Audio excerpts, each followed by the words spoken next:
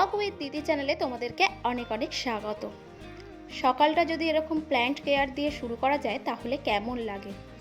সকালের শুরুটাই যদি সুন্দরভাবে হয় তাহলে সারাটা দিন মনে হয় ভীষণ সুন্দরভাবে কাটবে। তো দেখো আমি গাছগুলোকে সুন্দরভাবে আগে সাজিয়ে নিচ্ছি, তারপর এদেরকে একটুখানি জল দিয়ে নেব। আর এই যে এখানে যে গাছটা দেখছো এরিকা, এর পাতাগুলো আর কি প্রচণ্ড রোদ্দুরে শুকনো হয়ে গেছে, তো সেগুলোই আমি একটুখানি কাটিং করে নিচ্ছি দেখো। আর এর পাতাগুলো যেরকম ডিজাইনের আর কি সেরকমভাবেই কিন্তু আমি কাটিংটা করছি, যাতে করে দেখতে ভালো লাগবে। আর গাছের শুকনো পাতা রাখা একেবারেই ভালো না, গাছের পক্ষেও ভালো না, আর দেখতেও ভালো লাগে না। সেই জন্য পাতা শুকনো হয়ে গেলেই কিন্তু আমি সঙ্গে সঙ্গে সেগুলোকে কাটিং করে দিই। আর গাছে জল দেওয়ার পরে যে জলটা ছিটিয়ে যায় সেটা আমি সঙ্গে সঙ্গেই মুছে রাখি, কারণ শুকনো হওয়ার পরে না টবের গায়ে কীরকম যেন কাদা কাদা ভাব থাকে, সেটা একদমই দেখতে ভালো লাগে না। আর এখানে দেখো জানালার মধ্যে একটু জল দিয়ে দিচ্ছি, কারণ জানালার মধ্যে আমার মাম্মাম সবসময় উঠে দাঁড়িয়ে খেলা করে, তো সেই জন্য প্রত্যেক দিনই কিন্তু আমি জল দিয়ে ধুয়ে দিই। আর এতটাই গরম পড়েছে যে কয়েক মিনিটের মধ্যে যেন জলটা শুকনো হয়ে যায়। বাইরের কাজ মোটামুটি কমপ্লিট হয়ে গেছে। আর এবার দেখো আমি বিছানাটা তুলে নিচ্ছি, কারণ বিছানাটা যদি পরিষ্কার না থাকে তাহলে কিন্তু ঘরটা একেবারেই বেমানান লাগে।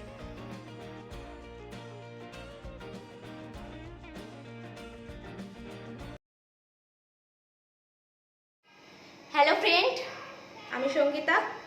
ব্লগ উইথ দিদি চ্যানেলে তোমাদেরকে অনেক অনেক স্বাগত। এটা আমার নতুন চ্যানেল, দিদি আমার মেয়ের নাম, আর ওর নামেই আমার এই চ্যানেলটা খোলা। তো আমি আমার লাইফস্টাইল তোমাদের সঙ্গে শেয়ার করতে চাই। আমার ছেলে মেয়ে হাজব্যান্ড আমার পুরো ফ্যামিলি নিয়ে আমি কীভাবে কাটাই, সকাল থেকে রাত পর্যন্ত আমি কি করি, কোথায় যাই, কোথায় শপিং করতে যাই, পুরোটাই তোমাদের সঙ্গে আমি শেয়ার করতে চাই। আমি যেভাবে আমার লাইফস্টাইলটা শেয়ার করব, আই থিঙ্ক যে তোমাদের ভালো লাগবে, তোমরা মজা পাবে। তো আমার ভিডিওগুলো যদি তোমরা দেখতে চাও, সবার প্রথমে তোমাদেরকে কি করতে হবে সেটা আমি বলে দিচ্ছি। সবার ফার্স্টে তোমাদেরকে আমার চ্যানেলটাকে সাবস্ক্রাইব করে রাখতে হবে, আর নিচে থাকা বেল আইকনটা প্রেস করতে হবে, যাতে করে আমার ভিডিওগুলো তোমাদের ফোনে চলে যায়। আর আমি সকাল 10টার মধ্যে আমার ভিডিওগুলো আপলোড দেওয়ার চেষ্টা করব। তো আমার সম্পর্কে জানতে হলে তোমাদেরকে আমার ভিডিও অবশ্যই দেখতে হবে।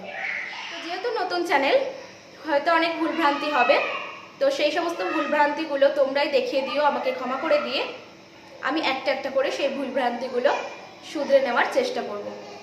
আশা রাখছি তোমাদের বিনোদনের জন্য, তোমাদের ভালো লাগার জন্য এবং কিছু শিক্ষণীয় টিপস দেওয়ার জন্য আমি যে চ্যানেলটা খুলেছি সেটা তোমাদের কাজে লাগবে, উপকৃত হবে তোমরা।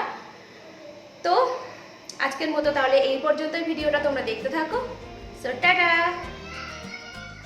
আর যে পরিমাণে গরম পড়েছে, রান্নাঘরে গিয়ে যে বেশিক্ষণ সময় কাটাবো একেবারেই যেন পেরে উঠছি না। সেই জন্য ভাবলাম একটু সবজিগুলো ঘরে নিয়ে চলে আসি, আর পাখার তলায় বসে বসে আরাম করে কেটে নিই, তারপরে না হয় রান্না করা যাবে। আর এই পেঁয়াজগুলো দেখো একটু সুন্দর করে গুছিয়ে রাখছি, রান্নাঘরে থাকলে একদমই এলোমেলো থাকলে ভালো লাগে না। সেই জন্য আমি সময়ের কাজ সময়েই করে রাখি, যাতে পরে প্রবলেম না হয়। আর এই ছোট ছোট বোতলগুলো দেখছো, এগুলো আমি ভরে রাখি মূলত বাচ্চাদের জন্যই, কারণ ওরা যখন তখন এসে জল চায়, আর ওদেরকে একটা একটা করে বোতল দিয়ে দেওয়া যায়। আর বড় বোতল দিলে ওরা খাওয়ার থেকে বেশিটা নষ্টই করে ফেলে। আর এখানে দেখো সবজি কেটে একেবারে ধুয়ে টুয়ে পরিষ্কার করা হয়ে গেছে। আর তাড়াতাড়ি ভাবছি রান্নাটা বসিয়ে দেব, কারণ গরমের মধ্যে যত তাড়াতাড়ি রান্নাটা করে নেওয়া যায় ততটাই মঙ্গল। তো দেখো চাল ধুয়ে আমি হাঁড়িতে দিয়ে দিলাম, আর এখানে ভাতটাও আমি বসিয়ে দিলাম। আজকে রান্না করব পটল চিংড়ি। তোমরা তো দেখতেই পেলে পটল কেটে ধুয়ে গুছিয়ে নিয়েছি। তো পটল চিংড়ির জন্য পটলটাকে আগে ভেজে নিচ্ছি, আর ভাজতে ভাজতে এদিকে দেখো আমার ভাতটাও কিন্তু হয়ে গেছে, আর আমি এদিকে কিন্তু ফ্যানটা একটু ঝরিয়ে নিচ্ছি। আর সঙ্গে কিছুটা চিংড়ি মাছ এক্সট্রা ছিল, তাই ভাবলাম এটাকে একটু মালাইকারি করব। যদিও চিংড়ি মাছগুলো খুব একটা বড় বড় ছিল না, তবুও চিংড়ি মাছের মালাইকারি খেতে কিন্তু আমার ভীষণ ভালো লাগে। শুধু আমারই নয়, আমার ছেলেও কিন্তু খেতে ভীষণই ভালোবাসে, তাই ছোট হলেও সেটা দিয়ে একটু মালাইকারি বানিয়েই ফেললাম।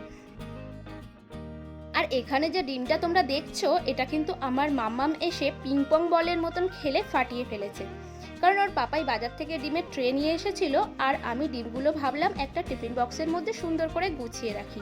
তো সেটা করতে করতেই হঠাৎ করে আমার মাম্মাম পিছন থেকে এসে হঠাৎ করে আমি না দেখতেই একটা ডিম তুলেই ছুঁড়ে দিয়েছে। তো ভাগ্য ভালো সেটা বাইরে না পড়ে টিফিন বক্সের মধ্যেই পড়েছিল, সেই জন্য কিন্তু আমি ডিমটা নিয়ে নিয়েছি, নষ্ট হয়নি। তো ভাবলাম ঠিক আছে, কি আর করা যাবে, বাচ্চা মানুষ বকে তো লাভ নেই, ঠিক আছে ডিমটা ওকে ভেজেই দেওয়া যাক। তো সেই জন্য ডিমটা আমি ওকে ভাজা করে দিলাম। আর পটল চিংড়ির জন্য আগে থেকে তো পটল আলু ভেজেই রেখেছিলাম, আর এখানে মশলাটা কষিয়ে এবারে সবজিগুলো দিয়ে একেবারে নাড়াচাড়া করে নিলাম। আর এরপরে অপেক্ষায় রইল শুধুমাত্র ভাজা চিংড়িগুলো। তো সেগুলোও আর অপেক্ষা কিসের, সেগুলোও দিয়ে একেবারে সমস্তটাই নাড়াচাড়া দিয়ে করে ফেলবো পটল চিংড়ি। তো আজকের ভিডিওটা কেমন লাগলো একটা কমেন্ট করে অবশ্যই তোমরা জানিও। যদি ভালো লাগে থাকে তবে কিন্তু একটা লাইকও করে দিও। আর প্রতিদিন যদি আমার ভিডিও দেখতে চাও তাহলে আমার চ্যানেলটাকে তোমরা সাবস্ক্রাইব করে রেখো। আর অনেক অনেক নতুন নতুন টিপস কিন্তু আমি আমার ভিডিওতে এর পর দিন থেকে দেওয়া শুরু করব। আশা করছি তোমাদের বেশ ভালো লাগবে এবং তোমরা অনেক অনেক উপকৃত হবে। তাহলে আজকের মতন এইটুকুই, দেখা হচ্ছে নতুন ব্লগের সঙ্গে। টাটা।